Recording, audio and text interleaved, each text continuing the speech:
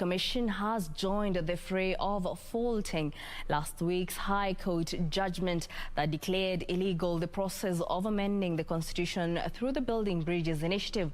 Chairman Wafula Chebukati faulted the 5-judge bench for its ruling that IEBC was illegally constituted at the time it verified the BBI signatures, and as John Kiaoria now reports, IEBC will move to court this week to appeal the ruling. The 5-judge bench in its ruling last week declared that the IEBC was not properly constituted as of when the BBI Secretariat handed over to them the 5 million signatures for verification in a draft of a Constitution Amendment Bill 2020. A ruling that the IEBC now says it will challenge, terming the ruling as revisionist and dangerous to the workings of a commission. IEBC Chair Wafula Chebukati citing a High Court ruling in 2018 that declared that the commission is properly constituted as it had a minimum of 3 commissioners. So what we are saying as a commission is that there are 2 conflicting judgments, and it's only a court of appeal which should be able to throw light as to which judgment in law should suffice for purpose of the commission. The same court last week said the issue was not about the Constitution, but the statute which requires the Commission to have at least 5 commissioners. And I'd like to appeal to the judges or any other person holding office to respect offices. It costs you nothing to address the president's proper title. Just as the way it will cost us nothing to call you justices and all that.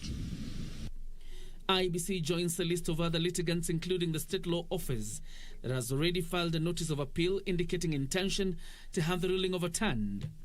The Orange Democratic Movement, a key stakeholder in the BBI process, and the BBI Secretariat, co-chaired by former Dagoretti South MP Dennis Waweru and Minority Whip in the National Assembly Junet Mohammed, are also expected to file an appeal against the decision. Meanwhile, the Youth United for Kenya lobby group has also faulted the decision by the 5-judge bench, accusing the judges of ignoring the plight of youth. The lobby group further accuses the judges of waging a personal war against the president while engaging in extra-legal issues. They came out as a people who live in utopia. They have no idea of what is Kenya and don't care what ails Kenya, or put in a different manner, that judiciary is assessed within Kenya or a parallel state to Kenya. There is no any section ya katiba ya Kenya ambayo Wakenya hawawezi wakabadilisha. Kwa hivyo ndivyo tunaona wale majaji kwa ule uamuzi wao ni kama kwamba walikuwa na fitina na mtu fulani. Wakachukua ile fitina yao wakaigiza katika document ya BBI. I don't know.